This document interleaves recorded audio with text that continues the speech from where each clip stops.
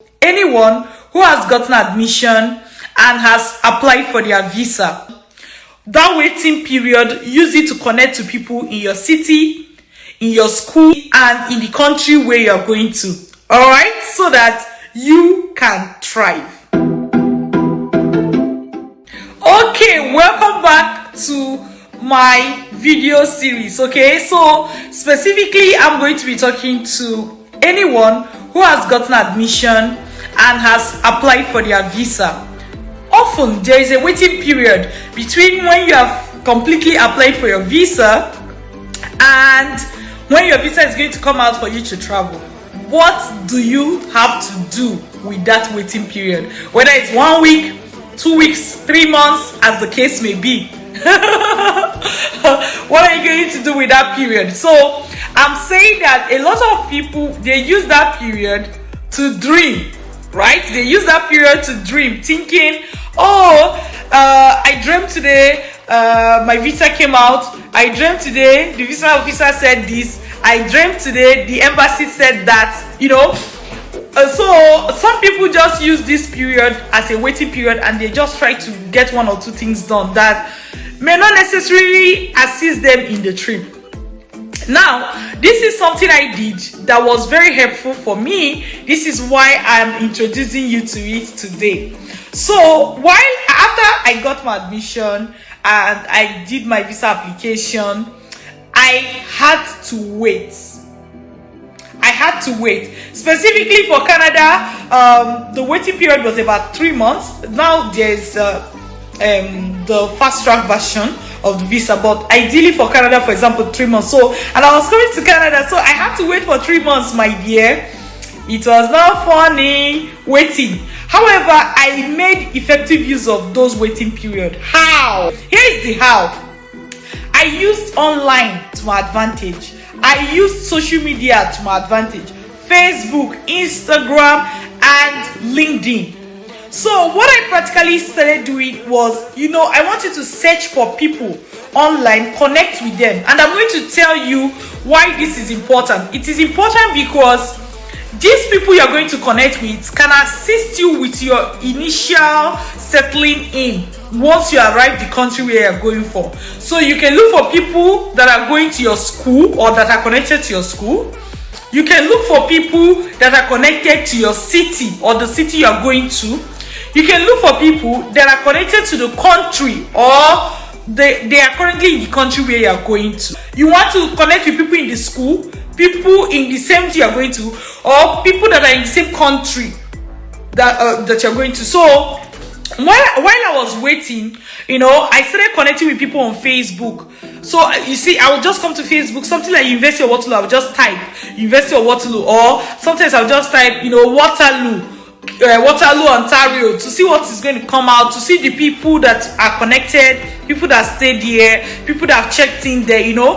Also, I was checking for people at Canada level. Is there somebody I know that is in Canada? It was during this process, I keep saying that the lady who came to pick me from the airport, her name is Esohe. God bless Esohe, right?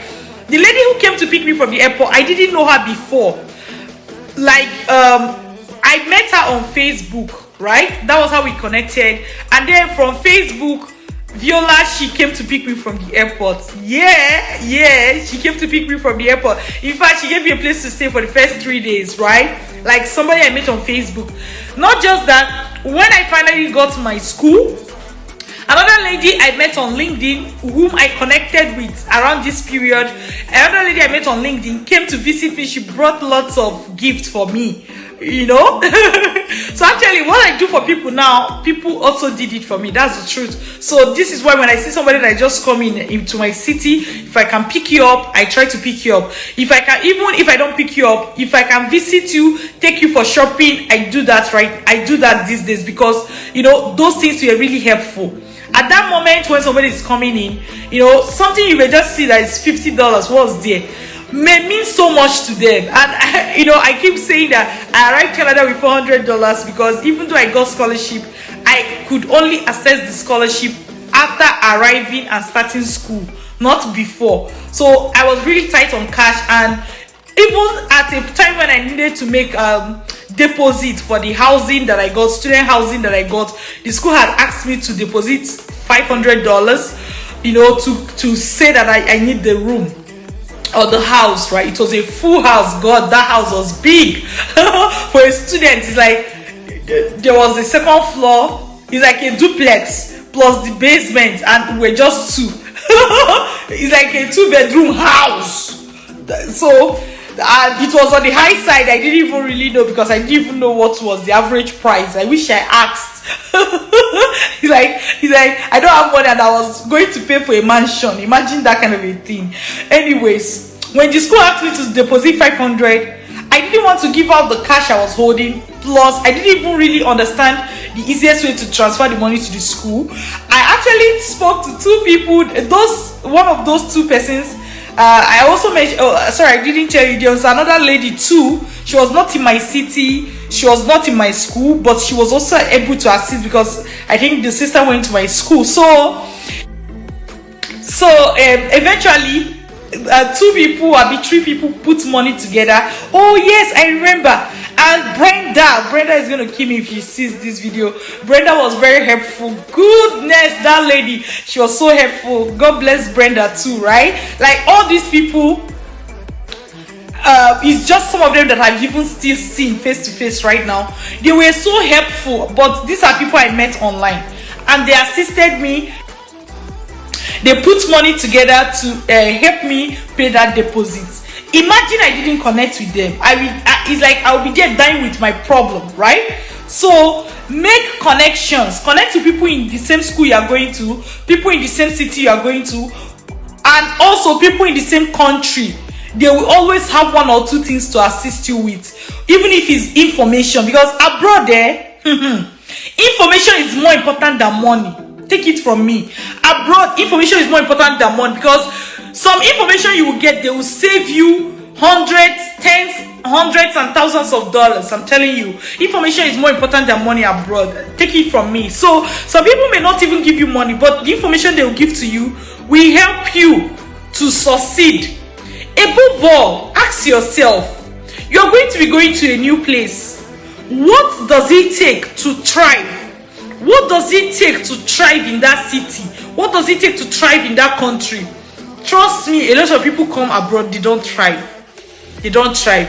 They are just like, just there. They are just there. Their life is just better. You know, in the sense that they have the normal amenities. You have light and all that. But is that really why you traveled abroad? Trust me, that's not why. So, ask yourself, what does it take to thrive in this city? Google it. Ask the people that you connect with, what is it that have helped them to grow?